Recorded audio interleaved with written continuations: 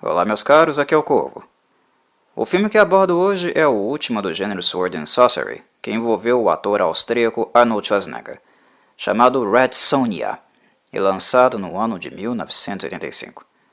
Também produzido pela Dino De Laurentiis e com a mesma perspectiva estética dos dois filmes anteriores, Conan the Barbarian e Conan the Destroyer. Red Sonja possui algumas peculiaridades muito em virtude de ser um filme predominantemente europeu. Muitos profissionais americanos, a começar pelo diretor Richard Fleischer, que dirigiu Conan the Destroyer, voltam a trabalhar com a Dino De Laurentiis neste filme. Mas o fato da produção ser europeia fez com que este filme fosse muito mais holandês do que realmente americano. A verba econômica e grande parte do elenco podem ter sido americanos, mas a produção teve uma influência holandesa significativa, que deixa marcas aqui. Antes que eu comente algumas das características mais acentuadas do filme, preciso esclarecer a natureza do envolvimento de Arnold Schwarzenegger com ele, visto que este foi o último que contou com a participação do ator em um cenário de fantasia medieval. Como eu havia mencionado no filme que fiz para Conan the Destroyer, o plano da Dino De Laurentiis para o personagem era retratá-lo em uma trilogia. O primeiro, Conan the Barbarian, em 1982. O segundo, Conan the Destroyer, em 1984. E eles fechariam a trilogia com Conan the Conqueror, em 1987. Este último não chegou a ser produzido, e há quem ache que o filme que o substituiu foi este aqui, Red Sonja. Mas não é o caso, e neste vídeo eu vou contar por quê. O fato da Dino De Laurentiis ter montado um planejamento para 3 filmes do Conan não significa, em hipótese alguma, que o estúdio estava interessado em produzir apenas 3 filmes de Sword and Sorcery. Quando filmes atingem certa notoriedade e propiciam uma resposta adequada em bilheteria, vocês podem ter certeza, meus caros, que o estúdio que possui os direitos autorais das obras vai tentar espremer o máximo possível o bagaço da laranja até que saia a última gota de caldo. Conan the Barbarian arrecadou tanto, muito acima do esperado, que a Dino De Laurentiis já havia planejado explorar mais o universo fantástico de Robert E. Howard, introduzindo filmes com outros personagens do finado escritor. Antes mesmo do segundo filme, Conan the Destroyer, ser lançado, já havia pretensões no estúdio para expandir o universo. A queda de arrecadação no segundo filme concretamente apenas serviu de parâmetro para ajustar o tipo de direcionamento que o estúdio adotaria em Red Sonja, que, diferente de Conan the Destroyer, voltou a adotar um cenário mais violento, caótico e repleto de barbarismo. Mas alguém pode me questionar. Espera, Corvo, mas a Red Sonja não é um personagem de Robert E. Howard. Ela é uma personagem da Marvel Comics. Errado, meus caros. Bem, na verdade não se trata exatamente de erro, mas sim de imprecisão nesta afirmação. Ela é tão verdadeira quanto falsa. A Red Sonja, que conhecemos e vemos ser retratada nos quadrinhos e nos cinemas, foi uma criação de Roy Thomas para a Marvel, realmente. Mas ele não criou a personagem do zero, visto que ela é literalmente a fusão de 2 personagens de Robert E. Howard. Ele utilizou a Red Sonja, de Rogatino, que podemos encontrar no conto The Shadow of the Vulture, e fez uma fusão com uma guerreira espadachim conhecida como Dark Agnes de Castillon.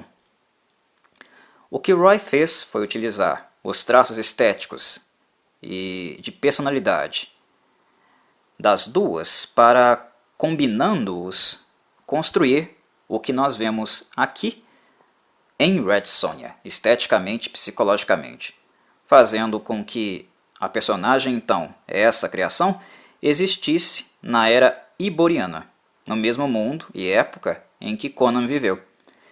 Em outras palavras, Roy não criou nada, ele apenas utilizou o conceito de outras 2 personagens de Howard e ainda por cima colocou o produto final dentro do mesmo mundo criado pelo falecido autor. A Red Sonja que conhecemos é howardiana, pois ela literalmente tem todas as suas características criadas originalmente por Robert E. Howard. Esclarecido isso, voltemos ao filme e a Arnold Schwarzenegger. Já que Red Sonja foi uma tentativa de explorar ainda mais este universo fantástico, como Schwarzenegger acabou então entrando nessa história, e ainda por cima interpretando um personagem que sequer era Conan. E por que foi este o último filme dele na franquia? Por que ele não voltou para fazer Conan the Conqueror, que acabou não saindo do papel? Explico. Era muito comum na época, como continua sendo até hoje, que atores e atrizes trabalhem sob um tipo de contrato onde os vínculos são presos e estendidos com alguns estúdios. Estes contratos podem requerer vínculo exclusivo, como acontece, por exemplo, nos filmes do James Bond, o 007.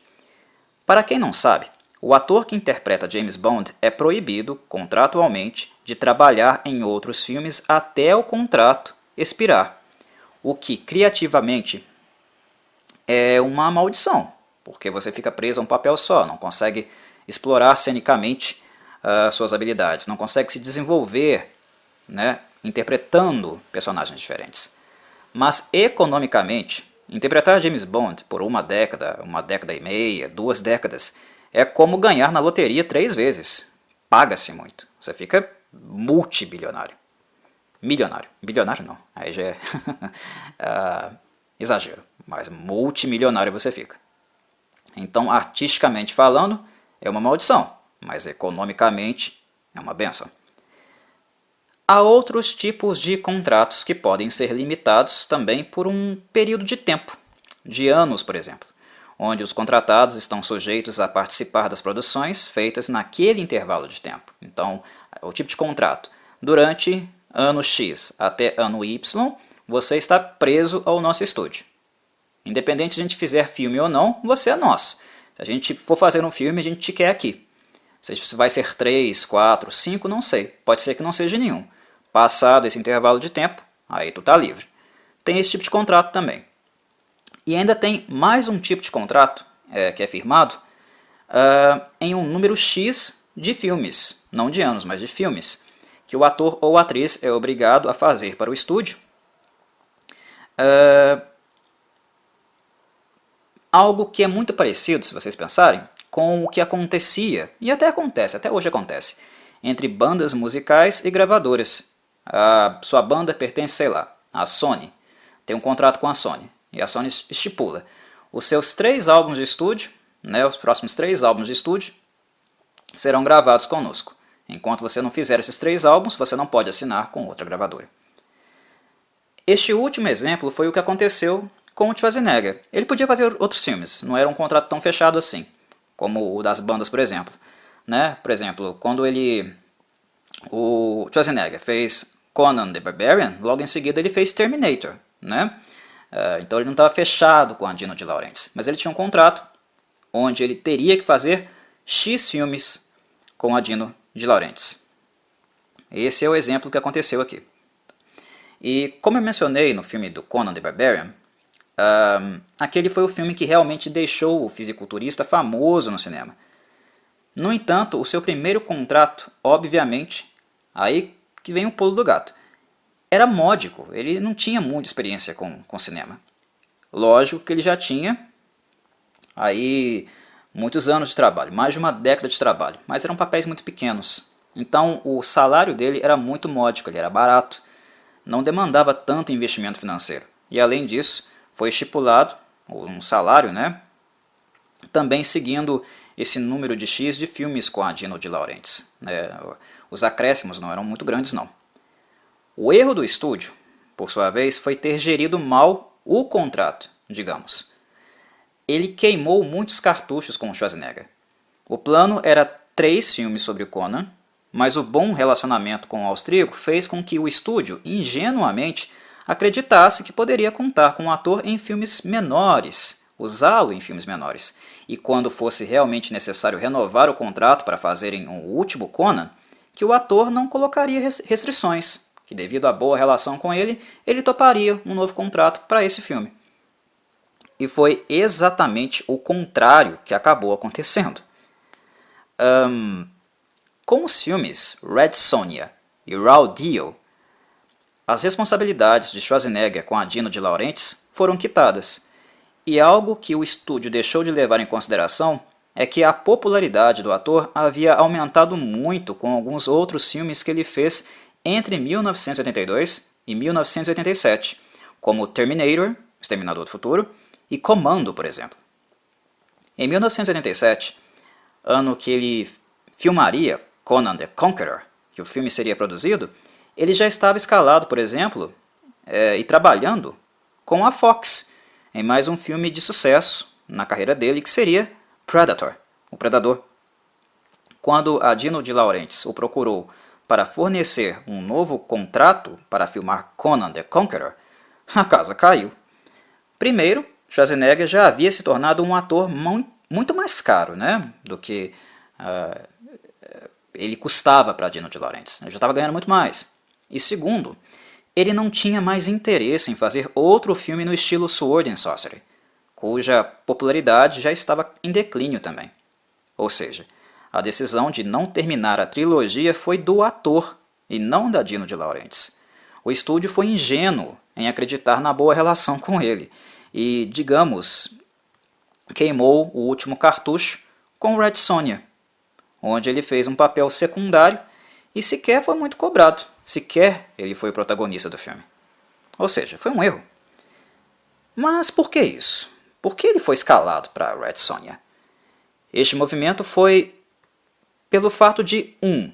Ser uma tentativa de expansão do universo, como eu falei, e 2. Sonja ser uma personagem muito menos popular ou conhecida do que Conan, principalmente depois dos filmes que ele ganhou. A Dino de Laurentiis não acreditou no potencial da personagem, o que de cara já foi algo lamentável. Fica sempre aquele questionamento. Se você não acredita no potencial de uma personagem, por que então investir nela? Se você não dará tudo e mais um pouco, quais são as reais chances da sua personagem que você já não acredita emplacar, visto que ela já está sendo subestimada pelos próprios produtores? E foi por isso que a Dino de Laurentiis decidiu queimar seu último cartucho com Schwarzenegger, para aproveitar a popularidade que ele tinha. Eles fizeram um movimento de marketing usando a imagem do Schwarzenegger para tentar alavancar o interesse no filme, algo que inclusive gerou, como consequência, alguns efeitos colaterais e defeitos imperdoáveis nele, que me desagradaram muito. Para ilustrar o que estou falando, vocês já podem contemplar este efeito no próprio pôster do filme. Temos Sonja, a real protagonista, desenhada bem menor, abaixo da figura de Kalidor, personagem secundário interpretado por Schwarzenegger, que está maior no pôster, imponente e com mais destaque. Um traje! Eu simplesmente odeio essa capa. Acho uma completa falta de respeito tanto com a atriz Brigitte Nielsen quanto com a personagem Sonja, que também é interessante e marcante como Conan. Ela também é uma boa personagem. É um absurdo essa capa. No filme nós também vemos um efeito colateral parecido. Schwarzenegger tem pouco tempo de cena, mas ele aparece sempre naqueles momentos bem clichês, típicos do herói que chega para salvar o dia. E o mais grave, salvar Sonja, o que é inacreditável. É completamente inaceitável.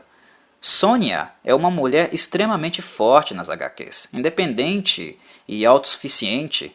Ela desenvolveu uma postura muito próxima da misandria na história dela, em virtude de um trauma muito forte que ela sofreu.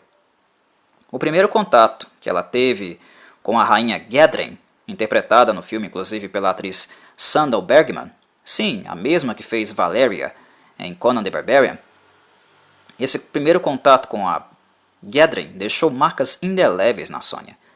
Gedren é uma tirana vil, sádica e sua preferência sexual é por mulheres.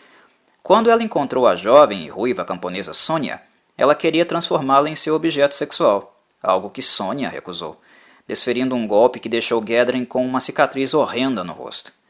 Como represália, a rainha tirana mandou que sua infantaria matasse toda a família de Sonja, e ela em si acabou sendo a única sobrevivente do ataque, mas não sem ter sido abusada, estuprada por um número incontável de soldados.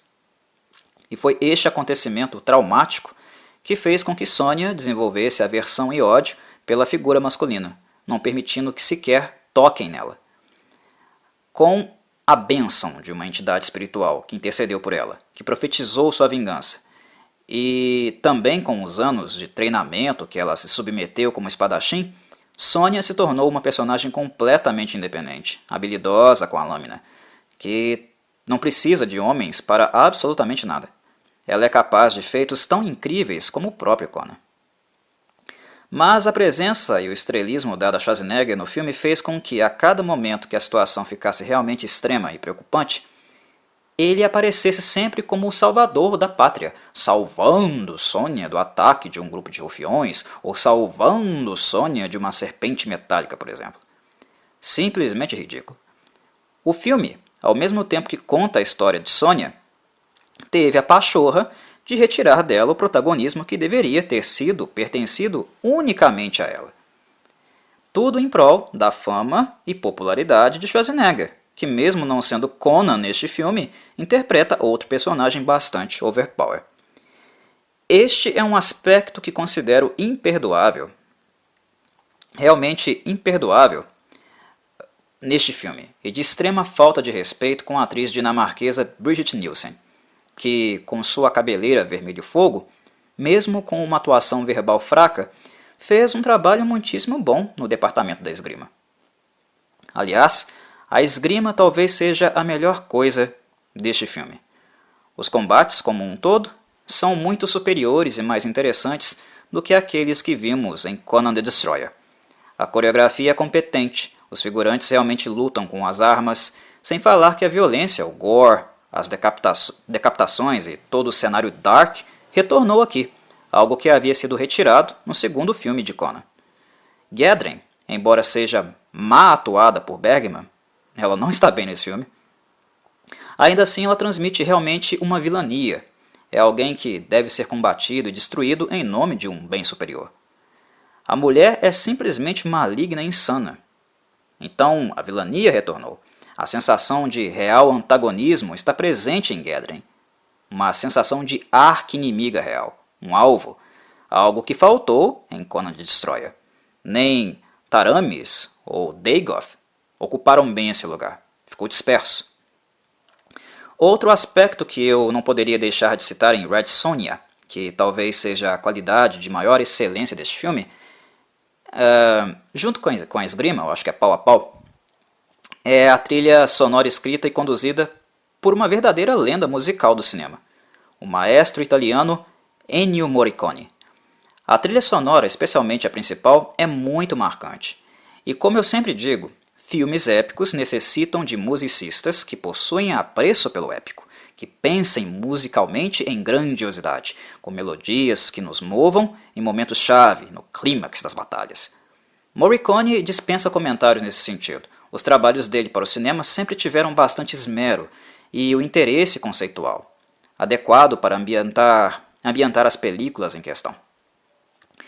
Dos 3 filmes produzidos pela Dino de Laurentiis na era iboriana, o melhor deles foi, sem dúvida, por uma margem grande de diferença, o primeiro filme. Conan the Barbarian é o melhor deles. Em segundo lugar, por ser um filme com um roteiro que tem potencial e por ser menos infantil, eu considero Red Sonja um filme melhor que Conan the Destroyer, honestamente. Ele é mais sério e mais adulto. E ele é um bom exemplo de que a arrecadação, o lucro que um filme dá em bilheteria, não necessariamente é um parâmetro para dizermos se ele é bom ou ruim. Eu havia mencionado previamente que Conan the Destroyer foi um filme que ainda deu lucro, mas arrecadou bem menos que Conan the Barbarian. E, claro, merecidamente ele foi inferior e ainda desvirtuou o universo de Conan. Já Red Sonja, embora mais dedicado e bem melhor escrito do que Conan the Destroyer, literalmente foi uma bomba, no mau sentido, na arrecadação. Um fracasso. Ele deu um prejuízo absurdo para Dino de Laurentiis, que investiu quase o mesmo valor utilizado em Conan the Destroyer, algo próximo aí de 18 milhões de dólares, e arrecadou algo em torno de 7 milhões apenas, menos da metade. O que fez com que a Dino De Laurentiis, primeiro, não desistisse dos filmes de Sword and Sorcery, mas ela passou a ter uma necessidade de retorno urgente àquilo que deu certo, ou seja, a Conan. Tentar, com um novo filme, reduzir o prejuízo, equilibrar o fluxo de caixa. A negativa de Schwarzenegger, entretanto, foi um banho de água fria. Literalmente, um banho de água fria, com pedaços grandes de gelo. Na época que ele se recusou a voltar para o papel, o roteiro do filme inclusive já havia sido escrito, mas sem ele, a Dino De Laurentiis não teve muito o que fazer, né? Então ela optou por colocar um prego no caixão e terminar ali, infelizmente, um investimento no gênero Sword and Sorcery. Curiosamente, o roteiro que não foi aproveitado de Conan the Conqueror foi utilizado em 1997 para o filme Cool, The Conqueror. Lembro que Cool é outro personagem de autoria do Robert E. Howard. O texto, no caso, ele sofreu algumas pequenas modificações para se encaixar melhor no cenário de Cool, mas que não é tão distante assim, esteticamente falando, dos contos de Conan. Enfim, como era de se esperar, a crítica não foi nada generosa com Red Sonja também. O filme foi completamente massacrado pelos tabloides. Realmente destruído, insultado. Algo que inclusive também ganhou força pelas próprias palavras, posturas públicas de Schwarzenegger, que afirmou publicamente que foi o pior filme que ele fez até hoje. Ele dizia que ameaçava os filhos dele, quando eles faziam arte, algo indevido, de obrigá-los a assistir Red Sonja 10 vezes seguidas como castigo, e aí eles se comportavam. Honestamente, esse tipo de fala, de colocação, eu considero muito desrespeitosa quando você é um ator, um profissional que trabalha envolvido com essas produções, né? Principalmente desrespeitosa com outras pessoas que trabalharam seriamente nesse filme e mereciam certa lembrança e destaque. Uma mulher no papel de guerreira protagonista era raro no cinema e continua sendo.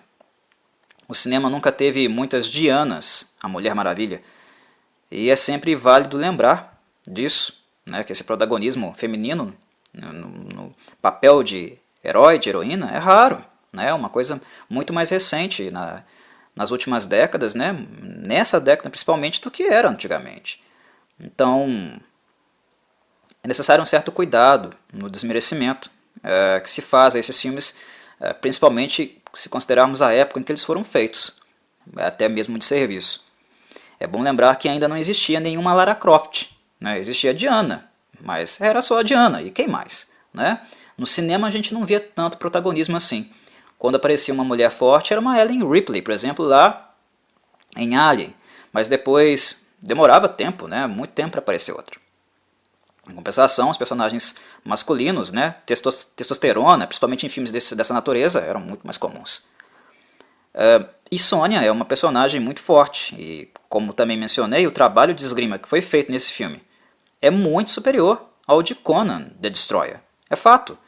O comentário de Schwarzenegger apenas procede, né, em termos de mediocridade, em relação à atuação dele, que foi realmente medíocre, e também a postura da Dino De Laurentiis de roubar na cara dura o protagonismo que deveria ter sido dado à atriz Brigitte Nielsen, todo para ela. Com a espada na mão, ela foi muito consistente. Já atuando verbalmente, como eu falei, nem tanto, fraquinha. Mas bem, também é importante levar em consideração que esta aqui é Sonja, fechada, amuada, assim como Conan. Então, por que bater na Sonja, né? Por que bater nela e ridicularizá-la, se isso não foi feito com a mesma intensidade com o personagem do Schwarzenegger? É inegável a percepção de um certo sexismo embasando as opiniões, as críticas da época, visto que tanto Conan the Destroyer e Red Sonja são dois filmes fracos, mas apenas Red Sonja apanhou desse jeito.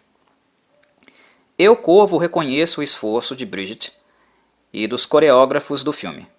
Eles, além do impecável trabalho musical de Ennio Morricone, merecem também créditos, mesmo que tardios. No geral, é um filme realmente fraco, que possui uma série de problemas, mas ele foi escorraçado de maneira muito desproporcional. Pois, embora seja muito inferior a Conan the Barbarian, ele não deve em nada a Conan the Destroyer, um filme notoriamente covarde e comercial. Eu não vi, em momento algum, a crítica elogiando os pontos positivos de Red Sonja, com a mesma eloquência com que bateram nos pontos fracos, que são óbvios, existem e procedem. Foi clara a perseguição, algo que não foi feito de forma tão sistemática com Conan the Destroyer. Fato é que uma mulher forte assumindo o protagonismo incomoda demais e continua incomodando. É ainda difícil para os machões testosterona, para quem esse tipo de filme é realmente feito, seu principal público-alvo, reconhecerem ou minimamente lidarem com o fato de uma mulher ser a protagonista e ainda por cima se impor fisicamente, como Sonja faz. Mas é um reconhecimento e consideração que, mesmo Brigitte Nielsen sendo uma atriz fraca, eu não retiro dela, pelo esforço físico e dedicação que ela teve com esse filme. Ela não ficou apenas manuseando um pedaço de metal aqui e acolá. Ela realmente treinou, aprendeu esgrima e se esforçou o máximo que pôde. Um abraço, meus caros, e até a próxima.